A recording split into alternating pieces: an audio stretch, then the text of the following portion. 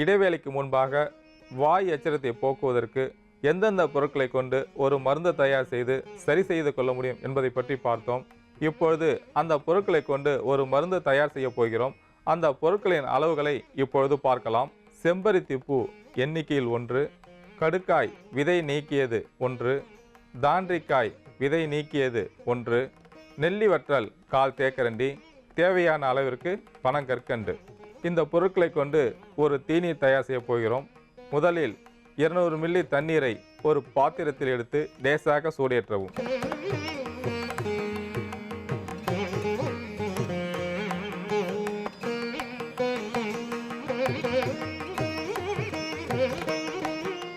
தண்ணீர் லேசாக சூடேறும் சமயத்தில் செம்பருத்தி பூவின் இதழ்களை சேர்க்கவும்.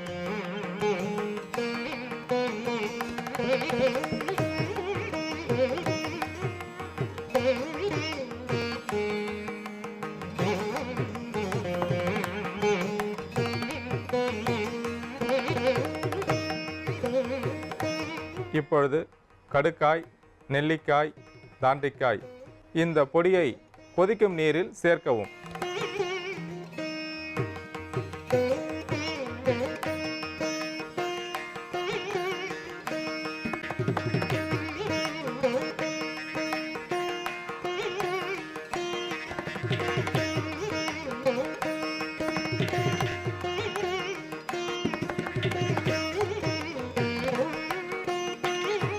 இப்பொழுது தேவையான அளவிற்கு பனங்கற்கண்டு சேர்க்கவும்.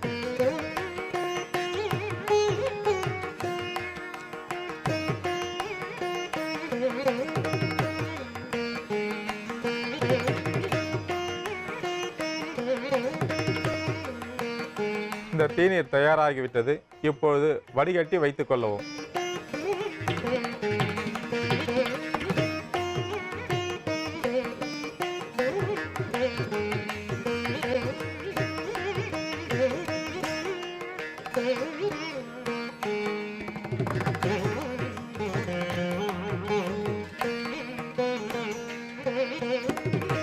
இந்த தீநீரை வாய் அச்சிரம் உடையவர்களும் வயிற்றுப்புண் பாதிப்புடையவர்களும் இந்த மருந்தை காலையில் 50 மில்லி வீதமும் இரவில் 50 மில்லி வீதமும் குடித்து வரும்போது அனைத்து விதமான பிரச்சனைகளையும் தீரும்.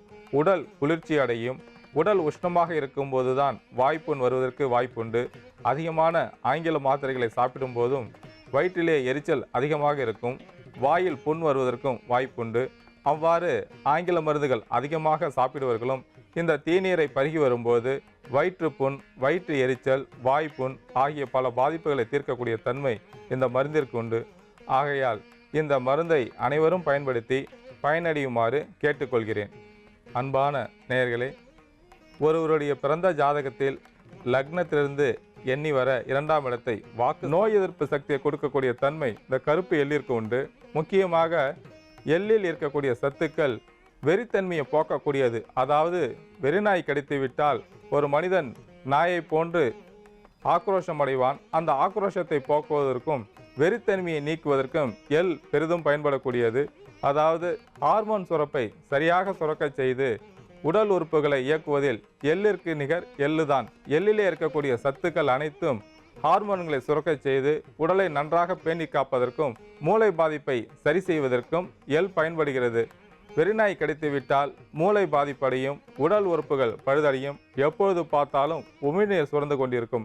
இந்த பாதிப்புகளை போக்குவதற்கு எள் பெரிதளவில் பயன்படக்கூடியது. நாய் கடித்துவிட்டால் மூளை பாதிப்பு, உடல் பாதிப்பு, உமிழ்நீர் அதிகமாக சுரத்தல் போன்ற பல பாதிப்புகளை சரி செய்வதற்கு எள் பெரிய அளவில் பயன்படுவதால் நாம் எள்ளையும் எடுத்து வைத்துள்ளோம். அதற்கடுத்ததாக நாம் எடுத்துக்கொண்ட பொருள் நல்லெண்ணெய். எள்ளில் இருந்து எடுக்கப்படுவதுதான் நல்லெண்ணெய். இந்த நல்லெண்ணெய் உடலுக்கு குளிர்ச்சியை கொடுக்கக்கூடியது. இரத்தத்தில் சேர்ந்துள்ள அதிகப்படியான பித்தத்தை குறைக்கக்கூடியது. உடல் உஷ்ணமாக இருக்கும்போது தலை அதிகமாக சூடேறும்.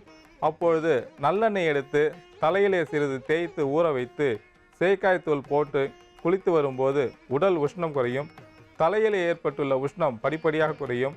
மூளை பாதிப்புக்கு முக்கியமான காரணம் உடல் உஷ்ணம். உடல் உஷ்ணம் அடைந்தாலே மூளை பாதிப்படையும். அனைத்து உறுப்புகளும் பலம் இழக்கும். கோபம் அடிக்கடி வரும். இந்த வெறித்தன்மையை போக்குவதற்கும் கோபத்தை குறைப்பதற்கும் நல்லெண்ணெய் அதிக அளவில் பயன்படக்கூடியது. உடல் உஷ்ணமாக இருக்கும் சமயத்தில் கால் தேக்கரண்டி நல்லெண்ணெயை வெறும் வயிற்றில் சாப்பிட்டு கொண்டு வரும்போது உடல் உஷ்ணம் குறையும், குளிர்ச்சி பெறும். அதனால் உடல் உறுப்புகள் நன்றாக இயங்கும், ஹார்மோன் சுரப்பு நன்றாக இருக்கும். மூளை பாதிப்பு ஏதேனும் இருந்தால் அந்த மூளை பாதிப்பை சரி செய்யக்கூடிய அமைப்பு இந்த நல்லெண்ணெய்க்கு உண்டு. தோல் முழுவதும் சொறி, சிரங்கு, கொப்பளங்கள் போன்ற பல பாதிப்புகள் இருந்தால் அருகம்பில் சாறு ஒரு தேக்கரண்டி, குப்பமேனி சாறு ஒரு தேக்கரண்டி மற்றும் சிறுதேற்கொழுக்கு சாறு ஒரு தேக்கரண்டி, இந்த சாறுகளை நல்லெண்ணெயில் காய்ச்சி உடல் முழுவதும் பூசி குளிக்கும் போது தோல் வியாதிகள் அறவே தேரும். வியர்வை சுரப்பிகள் சுரக்காமல் இருந்தால் வியர்வை நன்றாக சுரக்கும், உடல் உஷ்ணம் படிப்படியாக குறையும். நாய் கடித்து விட்டால் மூளை பாதிப்பு அதிகமாக இருக்கும், உமிழ்நீர் அதிகமாக சுரக்கும், தடுமாற்றம், பயம், உணர்ச்சி வசப்படுதல் அதிகமாக இருக்கும். போன்ற இந்த பாதிப்புகளை சரி செய்வதற்கு நல்லெண்ணெய் அதிக அளவில் பயன்படுவதால் நாம் நல்லெண்ணெயையும் எடுத்து வைத்துள்ளோம். அதற்கடுத்ததாக நாம் எடுத்துக்கொண்ட பொருள் எலுமிச்சை சாறு. எலுமிச்சை இலையை மோரிலே ஊற வைத்து அந்த மோரை வடிகட்டி நாம் சாதத்தோடு சாப்பிட்டு கொண்டு வரும்போது உடலிலே சேர்ந்துள்ள அதிகப்படியான பித்தம் படிப்படியாக குறையும். இரத்தத்தை சுத்தம் செய்வதற்கும் இரத்தத்தில் அதிகப்படியாக உள்ள பித்தத்தை குறைப்பதற்கும் எலுமிச்சம்பழம் அதிக அளவில் பயன்படக்கூடியது. உடல் உஷ்ணமாக இருக்கும் சமயத்தில் ஒரு எலுமிச்சம்பழத்தை பிழிந்து சாறு எடுத்து அதனோடு தேன் கூட்டி சாப்பிட்டு கொண்டு வரும்போது உடல் உஷ்ணம் படிப்படியாக குறையும், ஹார்மோன் சுரப்பு நன்றாக இருக்கும். அதிக கோபப்படுவர்களுக்கு உடலிலே பித்தம் அதிகமாக இருக்கும். அந்த பித்தத்தை குறைப்பதற்கு எலுமிச்சை சாறு ஒரு தேக்கரண்டி எடுத்து சிறிதளவு கடுக்காய் பொடி, நெல்லிக்காய் பொடி கலந்து தேன் சேர்த்து ஒரு மண்டலம் சாப்பிட்டு கொண்டு வரும்போது இரத்தத்தில் உள்ள பித்தம் படிப்படியாக குறையும், உஷ்ணம் குறையும். காமால நோயால் பாதிக்கப்பட்டவர்களும் இந்த மருந்தை சாப்பிட்டு கொண்டு வரும்போது கல்லீரல், மண்ணீரல் பலமடையும், பித்தப்பை நன்றாக இயங்கும். அடிக்கடி கோபம் அடையவர்கள் எலுமிச்சை சாறை வெந்நீரிலே கலந்து சிறிதளவு பனம் வெல்லம் சேர்த்து சாப்பிட்டு கொண்டு வரும்போது கோபம் படிப்படியாக குறையும். கோபம் வருவதற்கு மூளைதான் காரணம். அங்கே இருக்கக்கூடிய ஹார்மோன் சுரப்பில் செரோட்டனின் என்ற ஹார்மோன் அதிகமாக சுரக்கும் போது மனத்துயரம், ஆக்ரோஷம், கோபம் போன்ற பல பாதிப்புகளை கொடுக்கும். அந்த பாதிப்புகள் வராமல் இருப்பதற்கு அந்த ஹார்மோன் நன்றாக சுரக்க வேண்டும், உடல் உஷ்ணம் அடையாமல் இருக்க வேண்டும். உடல் உஷ்ணம் குறைவதற்கு இந்த எலுமிச்சை சாறு பெரிதளவில் பயன்படக்கூடியது. கோபத்தை குறைப்பதற்கும் உஷ்ணத்தை குறைப்பதற்கும் எலுமிச்சை சாறு அதிக அளவில் பயன்படக்கூடியது. குறிப்பாக நாய் கடித்து விட்டால் இரத்தத்தின் வழியாக அந்த வைரஸ், பாக்டீரியா, கிருமிகள் மூளையை சென்றடைந்து அங்கே சுரக்கக்கூடிய ஹார்மோன் சுரப்பை தடுத்து ஒரு ஆக்ரோஷத்தை கொடுக்கக்கூடிய ஹார்மோன் சுரப்பை அதிகப்படுத்திவிடும். அப்பொழுது ஒரு நாயை போன்ற தோற்றம் ஏற்படுவதற்கு வாய்ப்பு உண்டு. இவ்வாறு நிகழாமல் இருப்பதற்கு எலுமிச்சை சாறை நாம் அடிக்கடி பயன்படுத்தி வரும்போது நாய் கடித்தவர்களுக்கு நாவறட்சி, கோபம் போன்ற பல பாதிப்புகள் வராமல் தீர்ப்பதற்கு எலுமிச்சை சாறு அதிக அளவில் பயன்படுவதால் நாம் எலுமிச்சை சாற்றையும் எடுத்து வைத்துள்ளோம். அடுத்ததாக நாம் எடுத்துக்கொண்ட பொருள் பனைவெல்லம். பனங்கற்கண்டு, பனைவெல்லம் உடலுக்கு பலத்தை கொடுக்கக்கூடியது, ஒரு சுறுசுறுப்பை கொடுக்கக்கூடியது. நாய் கடித்தவர்களுக்கு உடல் சோர்ந்து போயிருக்கும், எப்பொழுது பார்த்தாலும் தாகத்துடனும் அசதியுடனும் இருப்பார்கள். அந்த அசதியை போக்குவதற்கும் நோய் எதிர்ப்பு சக்தியை கொடுப்பதற்கும் இந்த பனைவெல்லம் பெரிதும் பயன்படக்கூடியது. பனைவெல்லத்தில் இரும்புச்சத்து, போலிக் அமிலம் அதிகமாக இருப்பதால் ஹார்மோன் சுரப்பை சரி செய்யக்கூடியது, உடலுக்கு பலத்தை கொடுக்கக்கூடியது. நாய் கடித்து பாதிப்படைந்தவர்களுக்கு பனைவெல்லம் சேர்த்து கொடுக்கும்போது உடலுக்கு தேவையான ஊட்டச்சத்து கொடுப்பதோடு உடல் அசதி, சோம்பலை போக்கும், ஒரு சுறுசுறுப்பை கொடுப்பதற்கு பனைவெல்லம் பெரிதளவில் பயன்படுவதால் நாம் பனைவெல்லத்தையும் எடுத்து வைத்துள்ளோம். வெறிநாய் கடித்துவிட்டால் நம் பாரம்பரிய மருத்துவத்தின் மூலம் எந்தெந்த பொருட்களை கொண்டு ஒரு மருந்து தயார் செய்து அந்த வெறிநாய் கடியின் விஷத்தை படிப்படியாக குறைக்க முடியும், உடலை பாதுகாக்க முடியும் என்பதை பற்றி பார்த்தோம். இப்பொழுது அந்த பொருட்களை கொண்டு எப்படி ஒரு மருந்து தயார் செய்வது என்பதை பற்றி ஒரு சிறிய இடைவேளைக்கு பிறகு பார்க்கலாம்.